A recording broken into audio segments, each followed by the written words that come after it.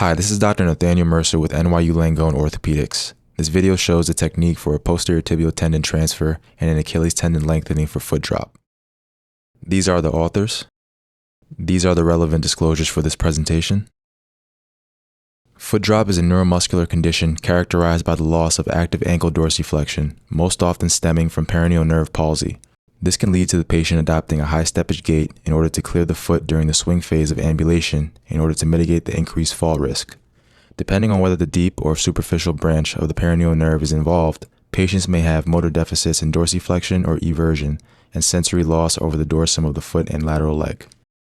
Foot drop can result from a range of causes. Most commonly, it involves compressive neuropathies affecting the common fibular nerve.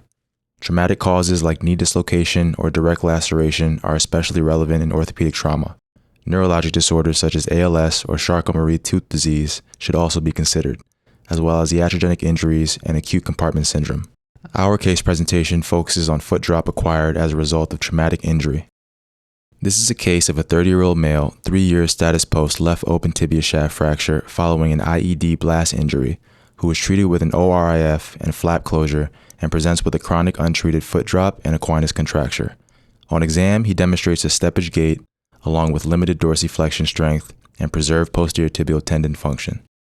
The EMG and nerve conduction study confirmed significant axonal loss of the left peroneal nerve. The tibialis anterior showed deinnervation and poor recruitment.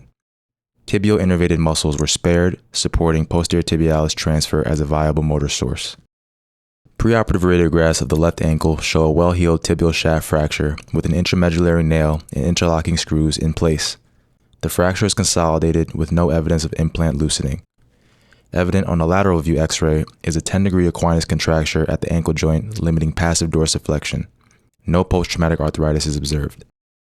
Treatment options typically begin with non-surgical measures such as AFOs and functional electrical stimulation with the goal to provide assistance with gait and prevent deformity onset and progression. When non-surgical management fails, surgical options include peripheral nerve procedures when there's recovery potential, nerve decompression, and tendon transfer when the deficit is fixed. Peripheral nerve procedures are primarily indicated in acute or subacute injuries when neural recovery remains feasible. Techniques include direct nerve repair, neurolysis, nerve grafting, and various nerve transfers like tibial to deep peroneal nerve transfers, which has shown some promise. However, clinical results and functional outcomes remain mixed, and high-quality data is still limited. In cases of compressive neuropathy, such as entrapment of the common fibular nerve near the fibular neck, nerve decompression may be pursued. It is a relatively low-risk option and should be considered earlier in the clinical course. However, in chronic deinnervation without reinnervation potential, its benefit diminishes over time. Tendon transfer is the gold standard when motor recovery has failed to return, which typically occurs 12 months after injury, at which point nerve repair is no longer a viable treatment option. Tendon transfer procedures were first described by Dr. Meyer in 1937, and since then there have been various tendon transfer procedures that have been pioneered over time. Of those procedures, the tibialis posterior tendon transfer remains the workhorse due to its simplicity and reliable results. However, if there is a desire for a more balanced dorsiflexion or toe drop correction, more complex options like the bridle, double tendon, or triple tendon transfer may be considered. But evidence of functional superiority between the different techniques remains limited, and thus the choice of transfer may also be individualized depending on surgeon preference in some cases. For our case, an Achilles lengthening was also indicated due to a fixed equinus contracture on exam that would limit postoperative ankle dorsiflexion, making tendon transfer alone insufficient. An Achilles lengthening, in contrast to a gastrocnemius recession here, is indicated as gastroc recession is typically used when isolated gastrocnemius tightness is present without significant soleus involvement. Preoperative range of motion of the ankle was significant for a 10-degree equinus contracture with an inability to passively dorsiflex to neutral. Thus, the decision was made to perform an Achilles lengthening prior to tendon transfer. Using a number 11 blade, 3 small poke incisions are made over the Achilles tendon, making sure to space apart each incision about 50% of the width of the Achilles. The Hoke Achilles lengthening is completed with forced dorsiflexion of the ankle. The ankle is now able to passively dorsiflex roughly 5 degrees past neutral. Next, a 4 cm incision is made along the medial aspect of the navicular. The tibialis posterior retinaculum is incised, and the tendon is noted to be in continuity. The tendon is mobilized and the tendon with the periosteal sleeve is taken off its insertion at the navicular. A whip stitch is placed at the end of the tendon. Next, a 2 cm incision is made proximally off the edge of the medial tibia. After careful dissection, the posterior tibialis tendon is identified.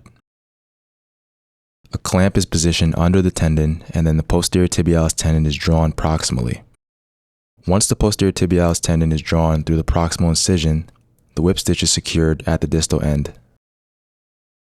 Next, a 3 cm incision is made anterolaterally. A clamp is used to open up the interosseous space. In this patient, there was evidence of scarring as well as some synostosis proximally, which made this aspect of the procedure difficult. A Houston suture passer is passed anterior to posterior, and the suture leading the posterior tibialis tendon is passed through the interosseous membrane. Care is taken to preserve all neurovascular structures, including the anterior tibial artery and deep peroneal nerve. The posterior tibialis tendon is passed underneath the anterior tibialis and extensor retinaculum. Next, an incision is made over the proximal midfoot over the dorsal aspect of the navicular. Care is taken to preserve the superficial peroneal nerve during exposure. Next, a clamp is used to pass the suture leads with the posterior tibialis tendon beneath the extensor retinaculum. A 2-4 mm hole is drilled into the dorsal navicular for the anchor. The foot is dorsiflexed maximally, and a 3-5 mm swivel lock anchor is used to fix the rerouted posterior tibial tendon edge into the navicular dorsolaterally. This site is chosen because of the intact peroneals. Following copious irrigation, sub-Q and skin are closed with 2-0 Vicryl and 3-0 nylon in a tension-free manner.